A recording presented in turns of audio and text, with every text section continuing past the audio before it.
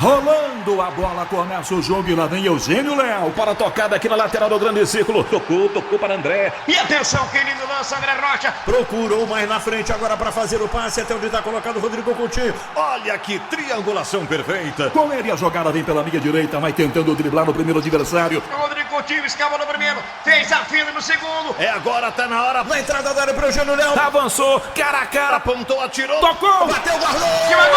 Valeu. É gol! É nosso, é nosso, é nosso!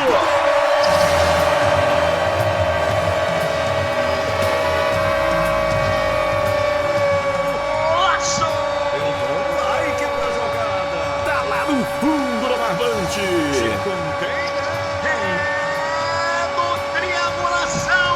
Uma verdadeira e maravilhosa triangulação. Assim, vai. Vai que eu tô te vendo.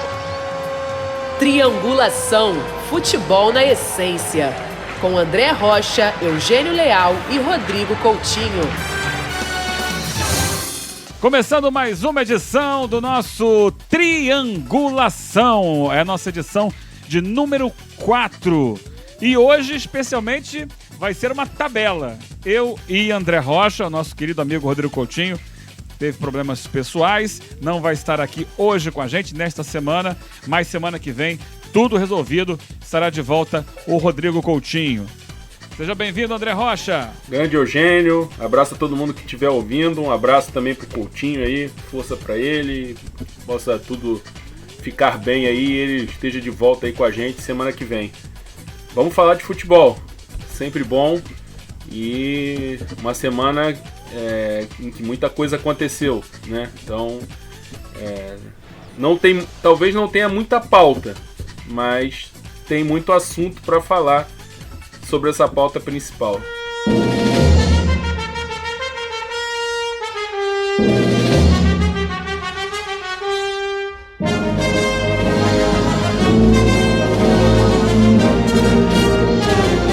E é nesse ritmo de Flamengo que a gente vai começar o Triangulação desta semana. Não podia ser diferente, um final de semana histórico. O Flamengo conquista Libertadores da América e Campeonato Brasileiro com menos de 24 horas. Todo mundo já está falando disso, mas não tem jeito. A gente tem que fazer essa exaltação, destacar, né, esse momento realmente muito feliz que o Flamengo vive e dar os parabéns para a direção do Flamengo, para toda a torcida do Flamengo no Brasil e no mundo. Aliás, semana passada tivemos acessos dos Estados Unidos, até do Peru, galera que estava no Peru lá, já aguardando o jogo, acompanhou também aqui a nossa programação e em todo o Brasil também. Que momento e que jogo no sábado, André Rocha. Que jogo foi aquele decidido nos últimos minutos, André? Até foi um pouco em cima daquilo que a gente conversou na semana passada, né? A questão de que teria conteúdo tático, que inclusive foi até elogiado pelo próprio Jorge Jesus em comparação com a Liga dos Campeões, e realmente, em termos de conteúdo tático, as duas finais foi mais ou menos equiparado, exatamente porque a parte emocional pesou muito. A parte emocional pesou bastante em termos de quem tinha o controle emocional do jogo, quem tinha confiança, porque esse jogo de pressão pós-perda da bola, ele tem muito a ver com a parte emocional do jogador. Então, o Flamengo conseguiu num primeiro momento fazer essa pressão pós-perda com mais força, com mais confiança, ali mais ou menos até os 7 minutos, até o Rodrigo Caio se machucar e o jogo parar. E aí o River conseguiu se reorganizar, na verdade o River foi meio que surpreendido, né? Porque o Flamengo mudou ali, o Rascaeta foi pro lado direito, o Everton Ribeiro pelo centro, o Bruno Henrique para a esquerda, mais ou menos a configuração do início do jogo com o Internacional em Porto Alegre, pela Libertadores, o jogo da volta, das quartas de final. E o River demorou um pouquinho para encaixar, mas aí a partir do momento em que conseguiu acertar isso na conversa ali, naquela parada com o Galhardo, com auxiliares, aí o River acertou e começou a pressionar. E ao fazer o gol, tomou totalmente conta do jogo, porque dobrou a aposta, aumentou ainda mais a pressão em cima do jogador que estava com a bola, que não tinha tempo para dominar e passar. E eu acho que o Flamengo sentiu exatamente porque está acostumado a forçar isso nos adversários no Brasil e não sofrer. E o Flamengo só teve um confronto internacional, o Flamengo do Jorge Jesus, antes da final com o River Plate. Foram os jogos com o Emelec, lá no início do trabalho. Então esse time acertado, assentado, com o Felipe Luiz, com essa formação que, enfim, já entrou para a história do clube, do futebol brasileiro, com essas conquistas, o time titular que é mais do que definido, o único confronto internacional, fora os jogos contra time brasileiro, foi esse contra o River Plate. Então o Flamengo realmente foi surpreendido, sentiu demais, e aí eu acho que o River perdeu a chance de matar o jogo no confronto. Teve domínio do jogo emocional, tático, em todos os aspectos para fazer uma vantagem que o Flamengo não teria mais condição de reverter, até porque a cada gol que sofresse a confiança ia mais lá embaixo, e eu acho que um segundo gol ali o Flamengo desmoronaria no primeiro tempo, e o River depois poderia até diminuir um pouco o ritmo, o que não pôde fazer, e aí sustentou essa marcação, pressão, com muita perseguição, com encaixes e perseguições curtas, longas, ao longo do campo, suportou por 70 a 75 minutos. Nos últimos 15, o time cansou, e aí o Flamengo teve os espaços, e aí arriscou, botou Vitinho, botou Diego, uma formação ultra ofensiva, e correu todos os riscos e acabou com essa confiança de estar com mais gente no ataque, de estar pressionando, mais confortável no jogo, porque o River também não criava nada, porque piorou com a entrada do Lucas Prato. Enfim, as substituições do Galhardo não deram certo. O Flamengo aí conseguiu a pressão, mas aí o final foi só tem paralelo no futebol, assim, em decisões de grandes campeonatos continentais, naquela final do Manchester United, conseguiu aquela virada histórica em cima do Bayern de Munique na temporada 98-99, na final da Liga dos Campeões, com gol já nos acréscimos. Eu só realmente encontro paralelo com isso. E o Gabigol acabou se eternizando aí com a camisa do Flamengo. Ele que não jogou bem, mas que nos momentos decisivos estava no momento certo no primeiro gol e aproveitou a falha do Pinola, que tinha anulado ele ali até então no segundo, e acabou resolvendo e entrando para a história do Flamengo. A gente falava muito na semana passada, né, André, sobre quem ia conseguir controlar esse jogo, né? Quem ia se impor na partida. Eu acho que o River conseguiu anular o Flamengo, impedir o Flamengo de fazer suas jogadas convencionais durante a maior parte do jogo, mas ele também não teve esse volume ofensivo tão grande, né? Ele não chegou na cara do gol do Flamengo, não finalizou tantas vezes e não deu tanto trabalho assim ao Diego. Então isso também tem o mérito do Flamengo. Ele não conseguiu praticar o jogo dele, mas o River também não criou tanto. Acabou ficando um jogo muito tenso, embora o River predominando a maior parte do jogo. Eu acho que aí falou muito o banco de reservas no segundo tempo, quando foi caindo a intensidade do River, que não foi só nesse jogo, né, que isso aconteceu. Inclusive eu fiz uma série lá pro Fox Sports, no raio-x do River, e eu falava sobre isso. Era um time muito intenso. Destaquei aqui semana passada aqueles números, né, de velocidade de tentativa de retomada de posse de bola, né, a cada 6 segundos um bote e tal. Mas que isso caía no segundo tempo, e o River vinha sofrendo gols nos últimos minutos, nos jogos anteriores de campeonato argentino. E isso voltou a acontecer. Agora eu acho que passa pelo banco de reservas. Eu não entendi a entrada do Lucas Prato no lugar do Borré. Sinceramente não entendi. O Prato, a gente que acompanha o futebol argentino sabe que ele vem mal há muito tempo. Não faz um gol desde maio. O último gol foi na final da Recopa Sul-Americana contra o Atlético Paranaense, um 3-0. E ele, quando tem entrado nos jogos, quando vinha entrando nos jogos anteriores, vinha entrando mal. Ele foi titular na partida contra o Estudiantes de Buenos Aires, de Caseros, na semifinal da Copa Argentina. Eu acompanhei o jogo, ele errou praticamente tudo o que tentou naquela partida. E aí ele tirar o Borré, que tinha feito o gol, que é um jogador mais jovem, que tem mais fôlego, eu não entendi. Agora as outras substituições eu tento entender. O Inácio Fernandes sentiu e ele não queria colocar o Quinteiro no jogo. O Quinteiro assim como o Prato, né? Ele, nas vezes que entrou, ele entrou muito mal. Se arrastando em campo, sem nenhuma condição física. Os últimos 2 jogos dele, ele tinha participado diminuindo o ritmo do time em campo. A velocidade, quando a bola caía no pé dele, era outra. Ele perdia bolas, errava muitos passes. Então ele tinha o Quinteiro no banco, mas preferiu guardá-lo. E aí, ao invés de colocar mais um volante, ele colocou um centroavante improvisado como meia pela direita. No caso, o Julián Álvares, que veste a 9 não à toa, ele é um atacante.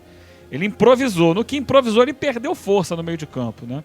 Poderia ter tentado colocar, por exemplo, o Ponzio e adiantar um pouco o Enzo Pérez, para jogar um pouco mais adiantado, né? Um pouco mais à frente, como ele jogava antes. Ou mesmo o Paulo Dias como volante, que chegou a treinar nessa posição durante a semana que antecedeu a final. Mas ele acabou colocando o Paulo Dias lá no lugar do Casco. Imagino que o Casco tenha sentido também. Caso contrário, não justifica trocar o lateral por um zagueiro improvisado na lateral esquerda. Por mais que o Paulo Dias faça essa função. E aí ficou tudo muito estranho. Agora, eu acho que decisivo para a queda de rendimento do River, defensivamente falando, na reta final do jogo, foi o cartão amarelo sofrido pelo Enzo Pérez. Eu não lembro exatamente qual foi o tempo do cartão, mas por volta ali dos 35 minutos. Numa falta em cima do Bruno Henrique. O Enzo Pérez, para mim, era a principal figura ao lado do Palácios. O Palácios ficou em cima do Gerson a maior parte do tempo, né? E dificultou muito o trabalho do Gerson. Mas o Enzo Pérez era o leão à frente da zaga ali do River. E depois do cartão ele não podia mais ser tão firme na marcação. Afrouxou um pouco. E os espaços começaram a aparecer. Tanto que o Flamengo já tinha chegado 2 vezes ali pela esquerda, por aquele lado ali, antes do lance do primeiro gol. E os gols acabaram acontecendo na reta final. É aquela história, o jogo da insistência, o jogo da persistência, não desistir nunca, acreditar até o fim, porque uma hora pode aparecer, não necessariamente apareceria, mas pode aparecer a oportunidade. E o Flamengo soube aproveitar esses vacilos da zaga do River na reta final do jogo. E aí o Flamengo tinha também melhores opções do banco, né? Achei que o Diego entrou muito bem na partida, dando tranquilidade ao time, dando passes com mais clareza de intenção, ajudando também no combate atrás. Acho que foi uma peça importante, né? Fez o lançamento do segundo gol, lembrando aquele lançamento que ele tinha feito para o Adriano em 2004, na Seleção Brasileira, final da Copa América. E depois a entrada do Vitinho, que não participou diretamente de nada, mas era mais um homem no ataque, né? Mais uma preocupação para a defesa do River Plate. E o Vitinho entrando já aos 85 minutos, naqueles 5 minutos finais, para dar o calor, né? Para dar aquela pressão que o Flamengo precisava. E acabou funcionando muito. Mas uma pergunta, o André Rocha. O Flamengo... A gente ouviu antes do jogo um colega da Argentina, o Goicoechea, ex-goleiro, dizendo que o Flamengo não era um time versátil. Eu achei estranho, porque eu acho o Flamengo, a gente tem acompanhado no Brasileiro, ele muda as peças e se redesenha. A gente vem falando aqui mesmo no Triangulação sobre isso nas últimas semanas. Mas diante da marcação imposta pelo River, o Flamengo não teve essa versatilidade para sair dessa marcação, né? Sim. O que faltou ali? Eu acho que faltou a leitura de entender que o time tinha que ficar mais próximo e passar mais de primeira. O time tentou fazer aquela distribuição em campo, de ocupação do campo de ataque, costumeira, e sem entender de que precisava passar mais curto e se movimentar mais, tocar e sair, porque tentava dominar, porque o Flamengo se espalha no campo, o jogador domina, gira. No futebol brasileiro, na maioria dos jogos tem essa liberdade. O Everton vem, busca o jogo entre linhas, gira. O Gerson vem, busca o jogo perto do Arão, gira e parte para a articulação. O Felipe Luiz recebe e também tem o espaço para criar, exatamente porque ele recebe numa zona de menor pressão. O adversário vai fazer a pressão na bola mais perto da própria área. E o Flamengo não percebeu que precisava circular a bola mais rápido. E óbvio que também teve a questão da tensão, né? Era uma final em que o River estava um pouco mais leve por ter vencido a do ano passado em cima do maior rival, e o Flamengo com peso de 38 anos, né? Que deveria ser uma coisa que também deveriam passar um pouco de tranquilidade. Olha, a gente quer ganhar, vamos jogar para ganhar, mas assim, o planejamento nem era esse num primeiro momento, mas é aquela coisa, né? No Flamengo tem muito esse discurso de que não, tem que falar que quer ganhar sempre, que tem que ganhar sempre e tal. Então, colocar uma pressão em cima de um time de 5 meses para jogar contra um time de 5 anos, como se estivessem no mesmo nível de trabalho, de maturidade. Então, o Flamengo sentiu um pouco isso, até jogadores experientes. A atuação do Felipe Luiz é muito abaixo e a gente via, não é querendo adivinhar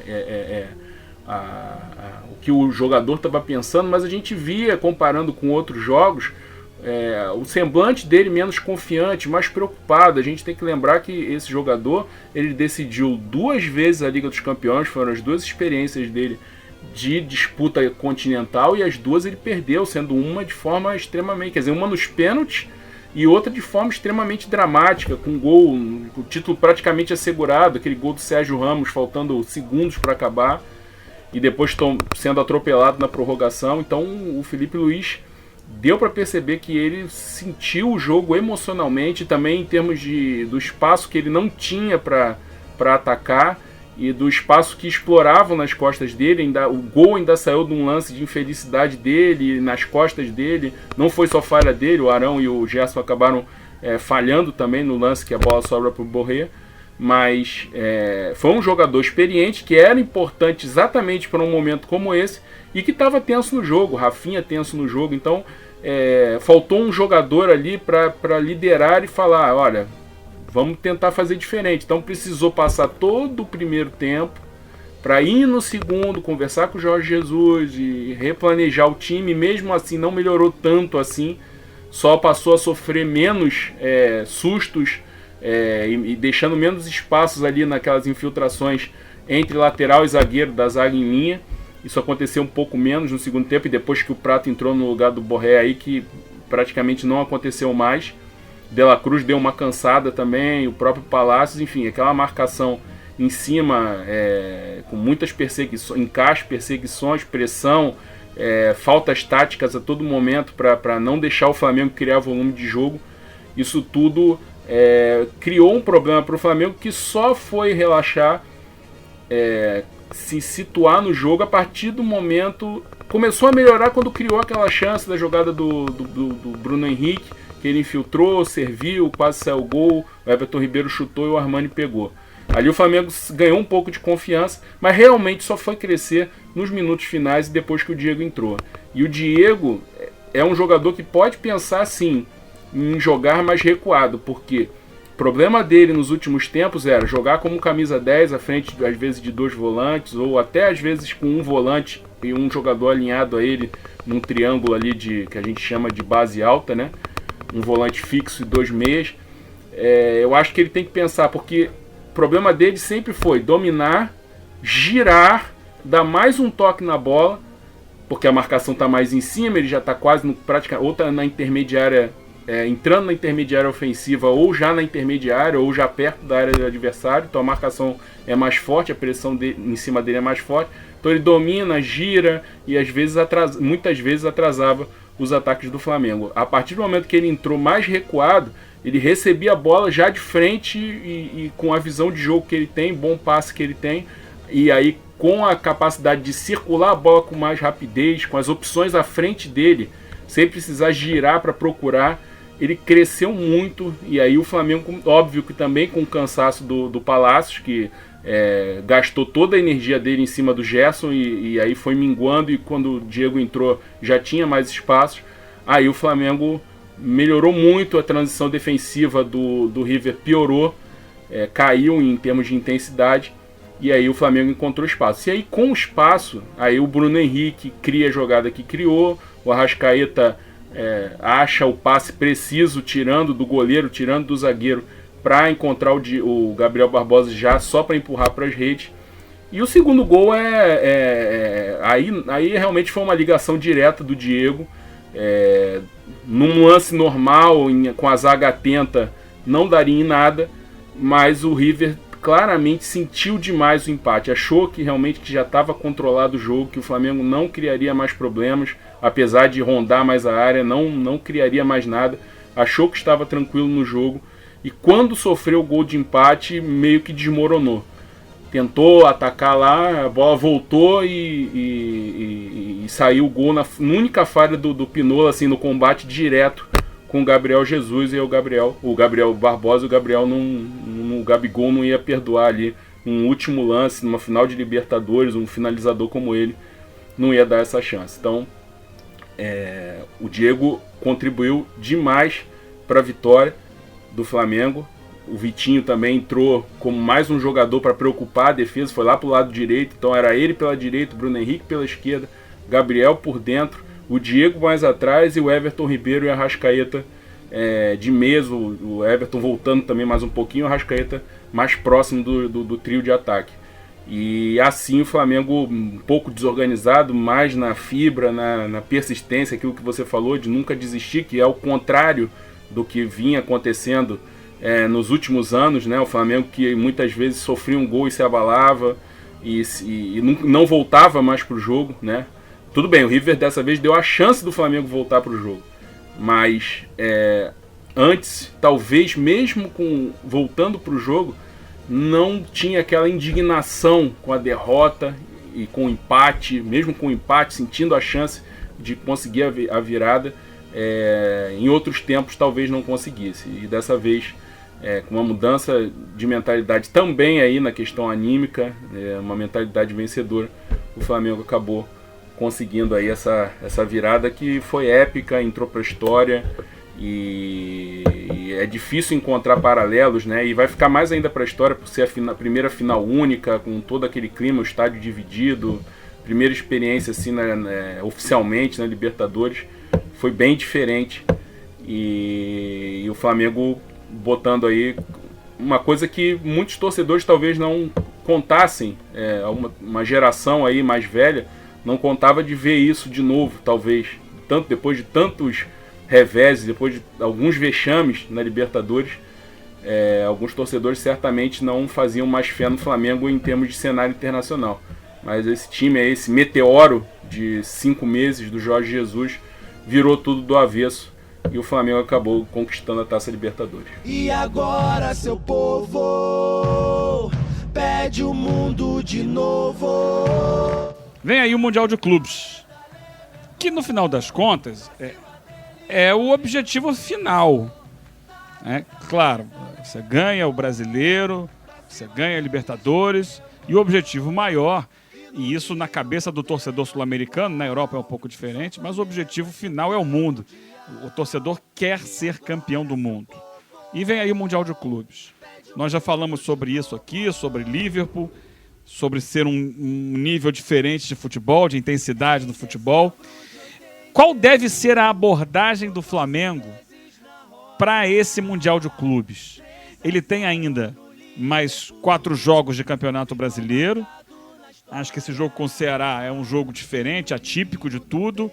Mas depois tem outros 3 jogos. E vai encaixar certinho, né? Acaba o Brasileiro dia 8. E aí vai viajar tranquilamente para o Catar. Deve fazer uma pré-temporada e tal. E no dia 17 estreia contra o vencedor de Esperance e Al Hilal. Estive acompanhando alguns trechos dos jogos do Al Hilal, especialmente esse último jogo. Ele venceu os 2 jogos da final contra o Urawa Reds. Segundo jogo fora de casa por 2-0, criando muitas oportunidades de gol. Um time bastante agressivo fora de casa, com jogadores que têm experiência europeia, né? O Gomes no comando do ataque, o artilheiro do time, o Giovinco, jogador de seleção italiana, passagem por seleção italiana, o Carrilho, o peruano, que até foi sugerido ao Jorge Jesus, já trabalhou com ele, conhece bem, o Jorge Jesus conhece muito bem o Carrilho, foi eleito lá o melhor, inclusive, da competição. E para o Mundial de Clubes, eles vão poder colocar o Cuéllar, o Carlos Eduardo, né, o brasileiro que é ídolo lá, porque na Champions League da Ásia havia limitação de estrangeiros, então a opção era por esses 3, e mais um zagueiro coreano que tinha que ter um 4º estrangeiro que fosse do futebol asiático. E aí o Cuéllar e o Carlos Eduardo ficaram fora, mas imagino que para o Mundial de Clubes eles integrem o time, né? Sejam mais 2 estrangeiros no Mundial de Clubes. Aí vai ser um time mais forte. você falava sobre isso, né? Tem que ganhar primeiro a Libertadores e passar pela semifinal para depois pensar no Liverpool. Ou já é assim, tranquilo, vai passar com facilidade pelo Al Hilal? Eu acho que não. Eu acho que vai ser um adversário que, se o Flamengo não tomar cuidado, pode agredir essa defesa do Flamengo, hein, André? Eu acho que depois dessas experiências todas, né? Vamos pegar desde 2010, né? O Internacional eliminado pelo Mazembe, o Atlético em 2013 pelo Raja Casablanca, teve o Atlético Nacional também eliminado, em 2018 o River Plate também eliminado. Então são muitos exemplos nos últimos 10 anos para uma coisa que antes era tratado como favas contadas, a final entre o sul-americano e o europeu. Então só a partir daí, independentemente da qualidade do adversário, isso tem que ser considerado. O Grêmio também passou só na prorrogação, né? Então é uma coisa que precisa ser levada em consideração muito pelo Flamengo. Eu acho que o planejamento, creio eu, que deveria ser muito pautado nisso a partir de agora no Brasileiro. Eu acho que amanhã seria um jogo... Amanhã não, perdão. No jogo contra o Ceará, o Flamengo deveria colocar um time alternativo, porque já passou pela situação que passou contra o CSA, de colocar os titulares e os titulares entrarem totalmente fora de sintonia depois dos 5-0 contra o Grêmio. Então acho que seria um jogo para dar mais minutos, botar o Lincoln para jogar, dar minutos mais ainda para o Reinier, para o próprio Diego, e manter aquela linha defensiva que respondeu muito bem contra o Grêmio em Porto Alegre, na vitória por 1-0. Então seria um jogo para isso, para realmente dar um descanso mental para esses jogadores que jogaram a maior parte do tempo, né? É bom lembrar que o Jorge Jesus tem confiado mais no elenco mais recentemente, até pela necessidade que ele teve, mas no início do processo, somente nos momentos em que o Flamengo, ali na virada do turno, em que o Flamengo jogava apenas nos fins de semana, o Jorge Jesus colocava os 11 titulares e ia fazer a primeira substituição, sei lá, com 38, 39 do segundo tempo. Porque você via claramente que ele não sentia segurança nos reservas para manter o alto nível. Tirando um outro caso, o René com o Felipe Luiz, que consegue manter um certo nível, mas outras substituições ele evitava. Ele acabou achando o Reinier como uma opção ali para ou o Bruno Henrique ou o Gabriel Jesus mais na frente, até pela estatura do garoto. Então seria um momento para isso. Para depois pegar Palmeiras e Santos, aí sim, como testes para o Mundial. Pegar o segundo colocado, o terceiro colocado, 2 jogos fora de casa e tratar como teste. E não importa se vai perder, se pode correr o risco de perder a invencibilidade, não importa. É colocar o que tem de melhor, até porque não pode ficar tanto tempo sem competir, né? Eu acredito nisso. Um time acostumado a jogar praticamente de 3 em 3 dias, teve até só um prazo agora um pouco maior para descansar para a final, né? Acabou poupando 8 titulares contra o Grêmio, depois teve praticamente uma semana para se preparar para a final, mas vinha competindo de 3 em 3 dias. Arriscar já começar a poupar jogadores a partir de agora contra o Ceará e também contra o Palmeiras, ou seja, tentar focar só no Mundial. Acho que quando chegar no dia 17 é muito tempo sem nível de competição. Então acho que o Flamengo tem que tratar isso. E o jogo com o Avaí, aí é uma questão mais simbólica, né?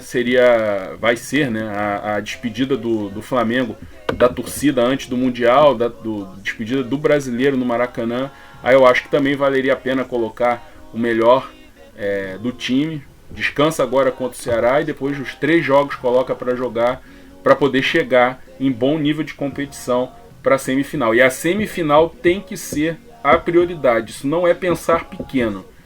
Eu acredito que o time sul-americano hoje, qualquer um, tem que tratar a semifinal como prioridade. Primeiro passa e depois, porque imagina, é uma mudança radical. Na semifinal você tem a obrigação, a carga total de responsabilidade de vencer.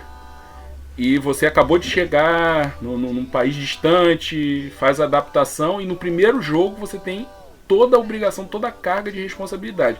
E lembrando, na maioria das vezes, e no Brasil é sempre, o time chega no final da temporada, venceu a Libertadores, acabou o Campeonato Brasileiro, aí vai lá para disputar o Mundial.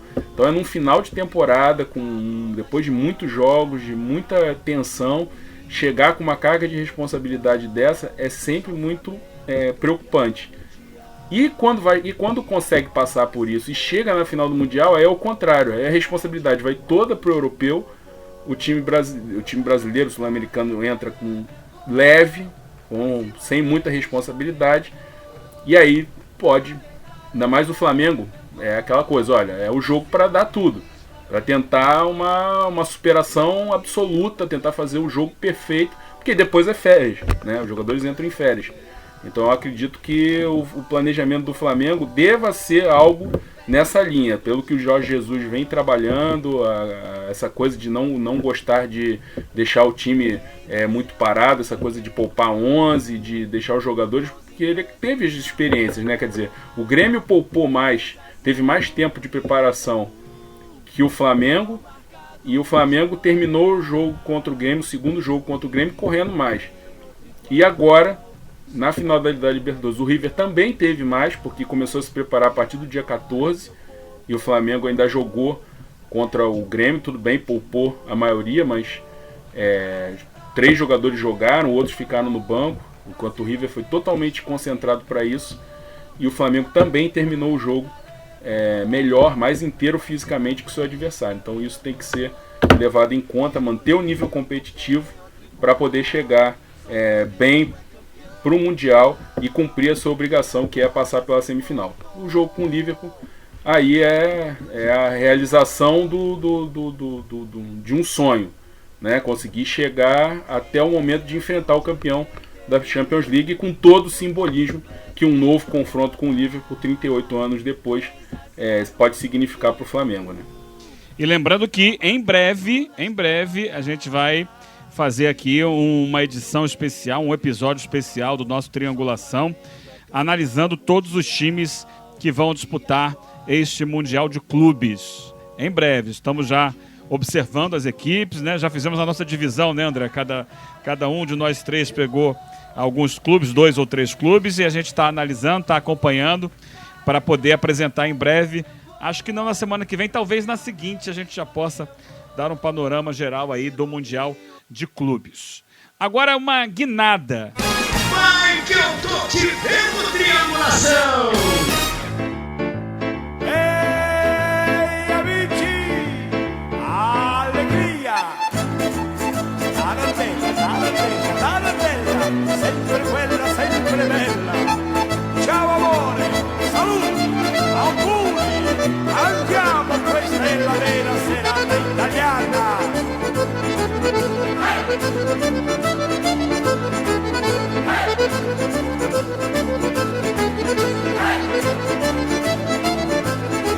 Te contei não, olha aí o Eugênio Leal. E eu vou pegar essa onda aqui, André, pra gente falar sobre as seleções, porque nós tivemos agora, né, terminou nesse mês, o calendário de seleções do ano de 2019, né, com a última data FIFA, as seleções voltam a se reunir, as seleções principais, que eu digo, né, nível A da FIFA, no mês de março, e aqui no nosso caso já para jogos de eliminatórias sul-americanas. Por enquanto as seleções daqui, depois da Copa América, estão jogando aqueles amistosos que não levam a nada. A seleção brasileira, a gente sabe como, né? Mas não é o foco aqui. Eu quero abordar algumas seleções de outros continentes e vou começar pela Itália. E por que pela Itália? Porque foi o time que mais chamou a atenção nessa última semana de eliminatórias, da fase inicial das eliminatórias para a Euro 2020. Apenas 2 equipes passaram por essa fase de grupos com 100% de aproveitamento. A Bélgica, e a gente conhece bem a Bélgica, mantém o trabalho do Roberto Martinez, tem a base do time da Copa do Mundo que eliminou o Brasil nas quartas de final. Uma outra novidade aqui, algum jogador que entra, mas a base é a mesma. E é uma sequência de trabalho que continua dando muito resultado, né? Lembrar que eles já tinham arrebentado nas eliminatórias para a Copa do Mundo. A Bélgica está lá em cima no ranking também. E ela passou com a melhor campanha, porque ganhou todos os jogos e o saldo foi melhor do que a Itália, que foi a outra seleção, a única de todas as outras seleções, que ganhou também a totalidade das suas partidas. E aí também teve um bom rendimento ofensivo, mas não tão bom assim quanto o da Bélgica, por isso ela ficou com a segunda melhor campanha. Mas o que chama a atenção da Itália é porque ela não esteve presente na última Copa do Mundo, caiu na primeira fase da Copa de 14, caiu na primeira fase da Copa de 2010, embora tenha chegado à final de Euro em 2012 e até tenha feito uma campanha razoável em 2016, a Itália está por baixo, né, no cenário do futebol mundial. A Itália, que é uma das maiores potências da história do futebol, tem 4 títulos mundiais.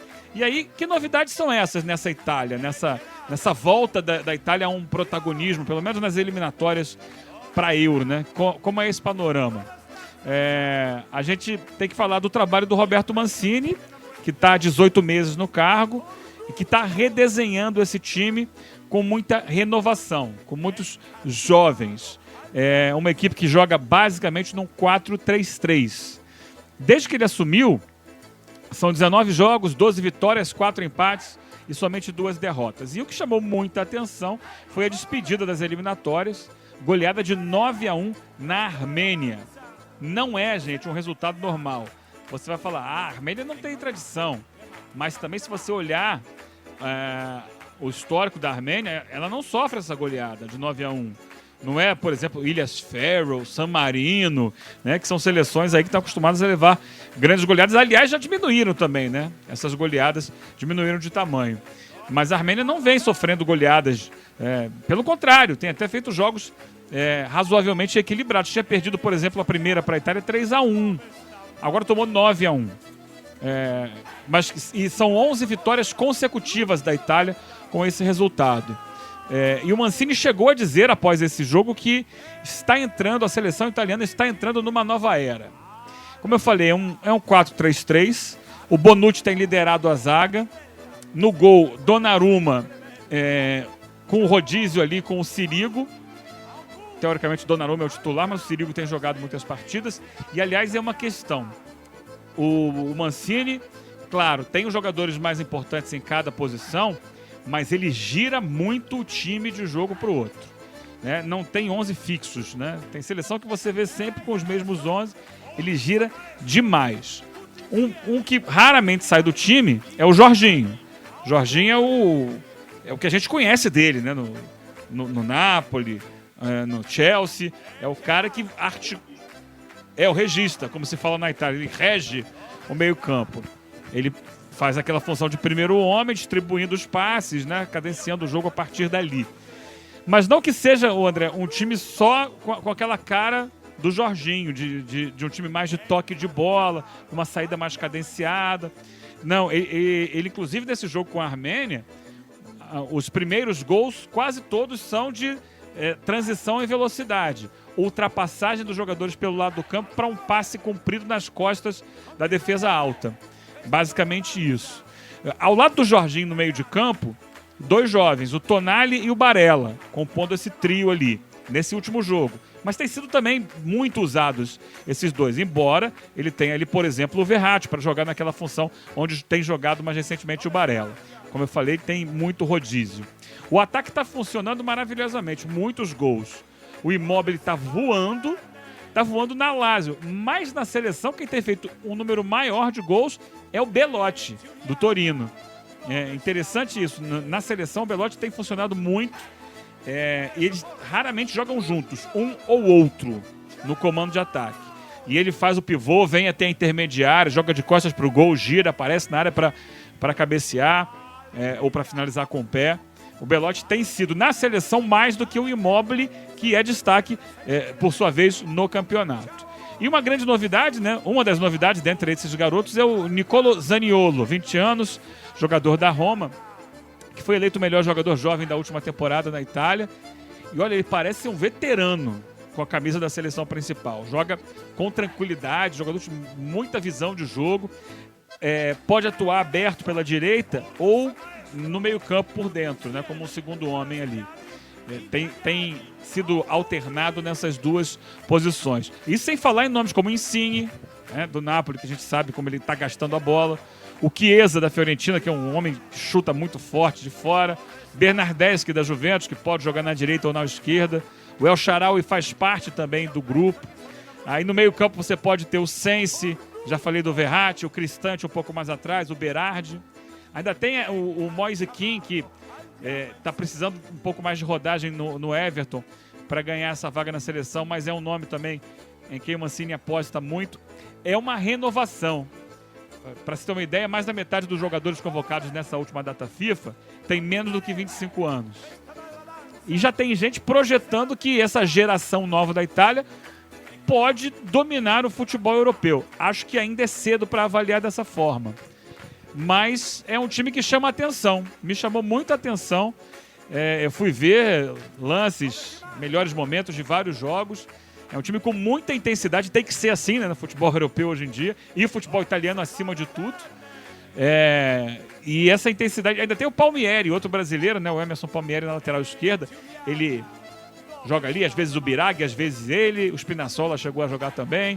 Na direita o Di Lorenzo com Florenzi tem se alternado. Romagnoli, Acerbi na zaga. O Chiellini está fora por enquanto. São basicamente jogadores que formam essa base dessa Itália. Será que é um renascimento da seleção italiana? Será que a Itália pode fazer bonito nas competições que vem pela frente agora e voltar a ser uma seleção que disputa os títulos, André? Eu acho que é uma consequência da melhora do campeonato italiano. Muitas vezes o campeonato italiano é um pouco desprezado por conta da hegemonia da Juventus, né? Mas a Juventus tem... os adversários têm subido o nível.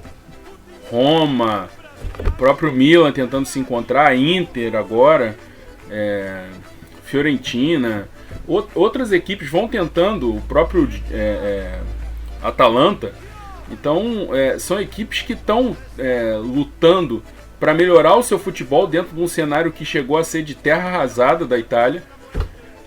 Fazer um jogo tentando combinar ainda a solidez defensiva do futebol italiano, a cultura defensiva, mas se adaptando ao futebol atual com um pouco mais de risco na pressão no campo de ataque, um pouco mais de cuidado com a bola, sem aquela coisa da concentração defensiva e o jogo em transição. É óbvio que isso faz parte do futebol italiano e a seleção vai jogar assim sempre que houver a possibilidade, mas eu acho que é consequência de uma mudança de mentalidade, de uma mudança na maneira de jogar.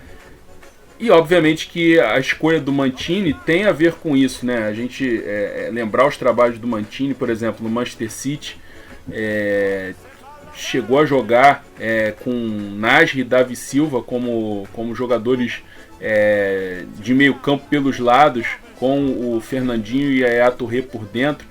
Eram jogadores de muita mobilidade, assim, sem querer fazer nenhuma comparação, lembra até um pouco essa mobilidade até do próprio Flamengo.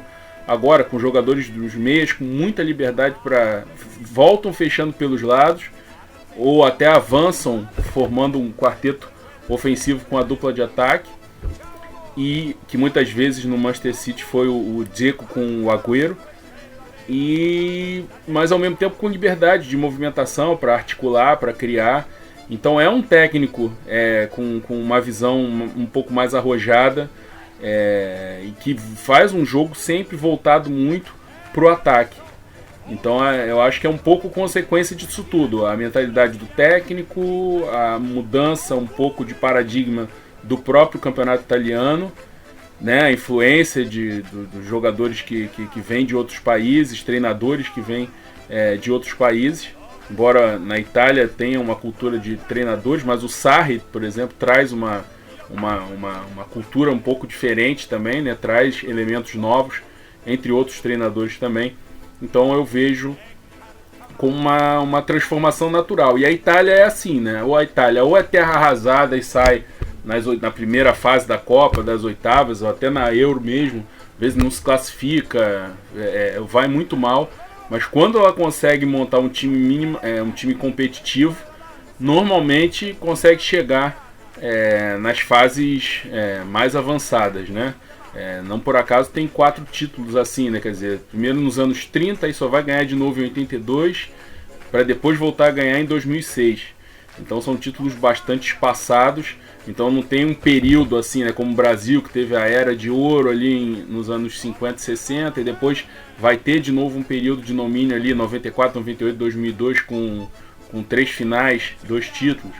Então a Itália e o Brasil também formando a seleção de 82, conseguindo ser competitivo em 86 também. Então a Itália normalmente não é assim, ou é terra arrasada e ou não classifica para a Copa ou sai logo, ou então ela, quando consegue montar uma geração, quando dá liga, aí ela é competitiva. Eu concordo que é cedo ainda para esse tipo de avaliação, mas eu acho que é uma linha bastante interessante. Não tem nenhum extra classe nessa geração, mas comparado com o que vinha apresentando nos últimos anos, em que começou até a apelar demais para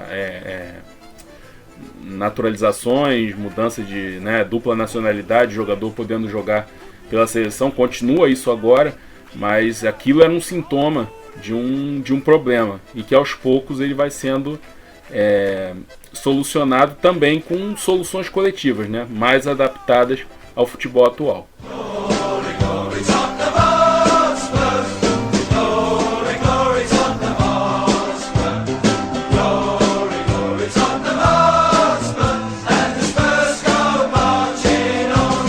Fala um pouquinho dessa volta do The Special One, José Mourinho, ao futebol, né, como técnico agora do Tottenham, na Inglaterra, assumindo a vaga do Pochettino, que estava lá há 5 anos e meio, fez um trabalho, né, de upgrade, vamos dizer assim, do Tottenham, acho que trouxe para um outro patamar, e agora o Mourinho assume.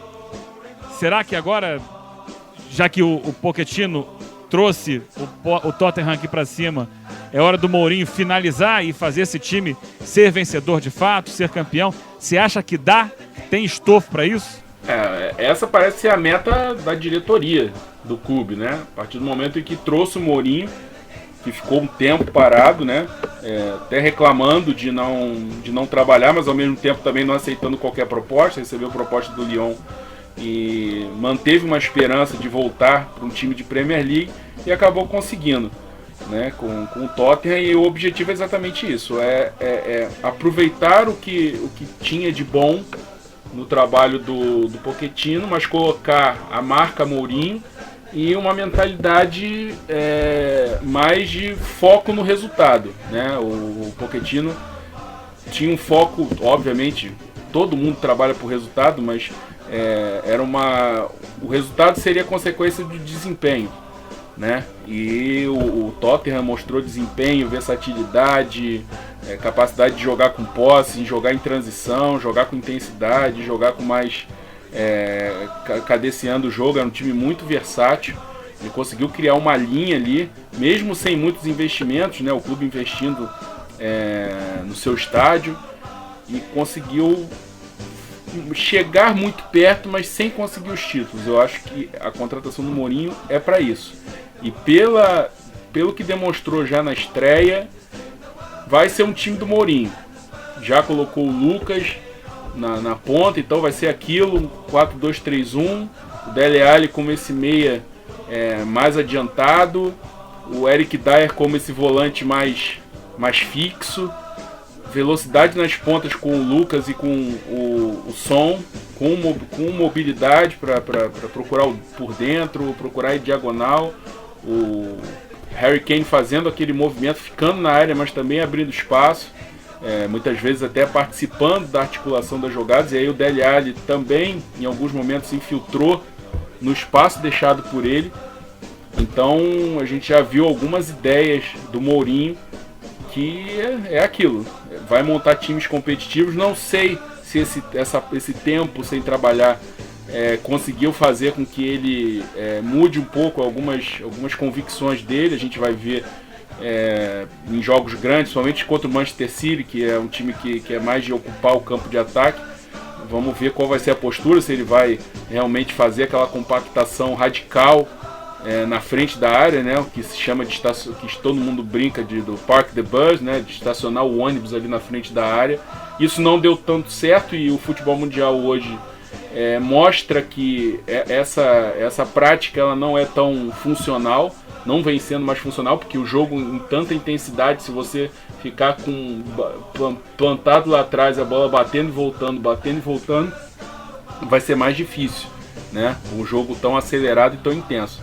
Então é questão de ver se o Mourinho vai manter todas as suas convicções, ou se esse tempo sem treinar depois que saiu do Manchester United serviu para alguma reflexão. Mas o objetivo do Tottenham é esse, é ser competitivo e tentar conquistar o que não conseguiu com o Pochettino. E aí não importa, porque assim, a passagem dele pelo Manchester United foi considerada frustrante, mas ele, bem ou mal, ganhou uma Liga Europa, ganhou uma Copa da Liga Inglesa e ganhou uma Supercopa da Inglaterra. Então, quer dizer, o Mourinho num trabalho não tão bom conseguiu títulos que o Tottenham, com o trabalho do Pochettino, não alcançou. O Pochettino sai sem títulos, né? Apesar de ter alcançado uma final de Liga dos Campeões. Então eu acho que é muito nessa linha. Bom, agora para nossa marca não perder a identidade, a gente conseguiu dar um passo de ter protagonismo em termos de capacidade competitiva contra os grandes, mas algum título a gente tem que conseguir para ratificar isso, né? E manter o Tottenham no topo ali de capacidade de competição dentro da Inglaterra. Lá vai Eugênio Leal pro campo de ataque. É importante falar do martelo batido. Flamengo, mais uma vez, campeão brasileiro. Uma campanha que não deixou qualquer dúvida, né, André? Sem dúvida, Eugênio. São números assim, né? É o recorde, iguala o São Paulo e o Cruzeiro em termos de rodadas de antecipação, né? Conquistando o título na 34ª rodada, faltando 4 jogos ainda, confirmando o título. Melhor ataque, os 2 artilheiros, e isso tudo assim, depois de uma campanha irregular e poupando também titulares, né? Dentro de outra filosofia, praticamente em todos os aspectos, com o Abel. E aí tem a parada para a Copa América e o Flamengo volta com o Jorge Jesus já no início de trabalho e com vários obstáculos pelo caminho. Teve eliminação na Copa do Brasil para o Atlético nos pênaltis, assim, logo antes de um mês de trabalho do Jorge Jesus, e aí vai jogar com o Emelec, perde de 2-0, quase é eliminado da Libertadores. Felipe Luiz ainda nem tinha estreado. E a partir do momento em que passou por aquele respiro ali do Emelec e que venceu, perde para o Bahia, e aí começa uma sequência de jogos só fim de semana, com tempo de trabalho, todos os jogadores disponíveis, o Jorge Jesus vai ajustando, vai afinando a sintonia do time numa sequência de jogos assim, sempre no fim de semana e com tempo para poder trabalhar.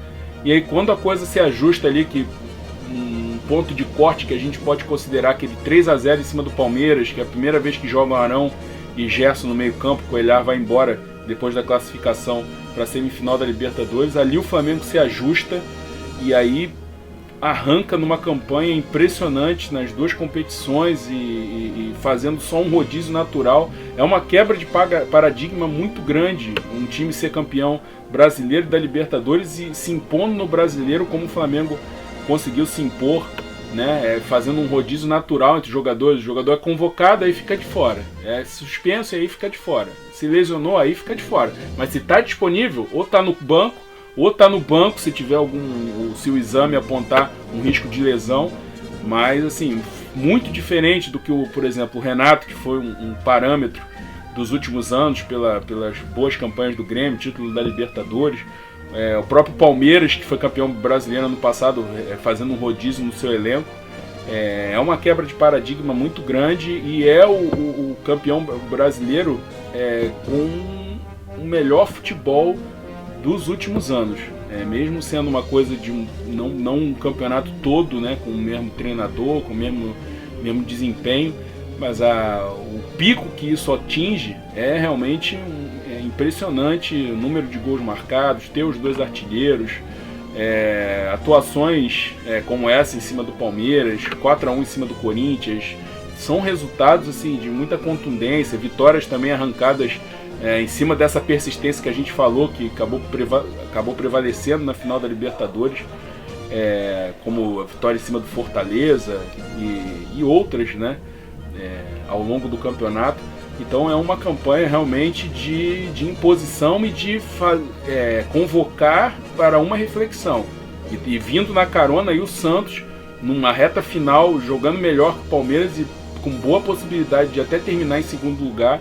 Então a gente teria o Jorge Jesus em primeiro, o Sampaoli em segundo, não por serem estrangeiros, mas por trazer ideias que a gente encontra aqui e ali no futebol brasileiro. Um pouco no Grêmio, um pouco no Atlético Paranaense, e a gente fica um pouco por aí. Não tem muito paralelo. Então acho que traz ideias novas. Eu acho que tomara que isso não vire apenas uma moda, né? Vamos trazer treinadores estrangeiros, assim como os treinadores da nova geração foram moda durante um tempo, e a gente teve descalabros, como por exemplo Jair Ventura ir parar no Santos, depois de fazer um trabalho no Botafogo de solidez defensiva, e parar no Santos porque fez uma boa campanha, mas não tinha nada a ver a filosofia do treinador com a escola do clube. O Santos é um dos raros clubes com escola no futebol brasileiro, com DNA ofensivo. Então esse descasamento acabou acontecendo. Então é pela qualidade dos treinadores, e o que a gente espera é que o Flamengo sirva de exemplo, o Santos também, como times que casem as características dos seus jogadores com a filosofia do treinador e, se possível, com a escola do clube, e que se invista nisso para que a gente tenha um futebol mais bem jogado no Brasil. Eu acho que esse é o legado que esse Flamengo deixa, e que agora na reta final do Brasileiro vai usar como preparação para a disputa do Mundial de Clubes. Eugênio? É verdade. Eu acho que sim, que a gente pode estar vendo, e eu torço para que seja isso, é uma mudança de patamar do futebol jogado no Brasil. Espero que funcione dessa forma. A gente nunca sabe como vai ser o futuro, mas espero que os outros clubes consigam entender a mudança de paradigma e consigam eles também nos proporcionar um futebol de melhor qualidade.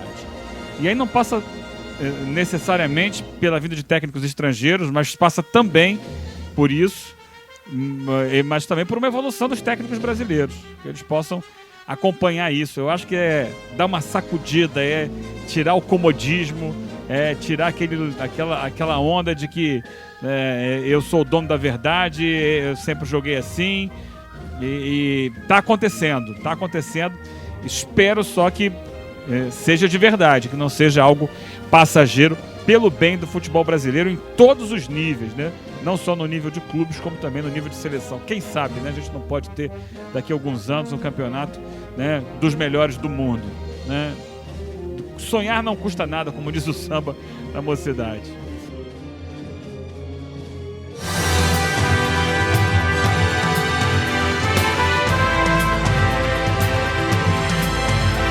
É isso, gente. Estamos chegando ao fim desta quarta edição, o quarto episódio, como preferirem, do nosso Triangulação. Hoje foi uma tabela minha com o André Rocha. Eu quero pedir a vocês aí que assinem, né? Que façam aí, que sigam a gente nos agregadores de podcast ou no YouTube. Vai lá e se inscreve no canal. Quando tiver o programa novo, você vai receber. Também siga a gente no Twitter, Triangulação P no Twitter. Mande a sua mensagem, sugira a sua pauta, faça a sua reclamação. Gostei disso, não gostei daquilo. A gente vai tentando aqui adaptar e melhorar cada vez mais para você o nosso Triangulação. Mandando aí novamente um abraço pro nosso Rodrigo Coutinho, que não pôde estar com a gente. De repente alguém pode estar sentindo a falta aí e de repente não prestou muita atenção na abertura. Às vezes a pessoa está ouvindo o podcast né, enquanto está fazendo as suas coisas e, poxa, por que não teve Coutinho? Ele teve um problema particular, não pôde participar, mas semana que vem vai estar aqui com a gente manda de novo um abraço para ele e agradecer a todo mundo que ouve, manda mensagem, dá dica, e a gente reforça aí, dica para pra gente, pras pautas. São sempre muito bem-vindas e a gente agradece aí toda a força que todo mundo dá, sendo nossos colegas jornalistas em grande mídia, seja nas redes sociais. A gente agradece toda a força aí e deixa um abraço para todo mundo. Valeu, gente. Valeu, André. Galera, até a próxima. Semana que vem tem mais Triangulação. Triangulação. Futebol na essência. Com André Rocha, Eugênio Leal e Rodrigo Coutinho.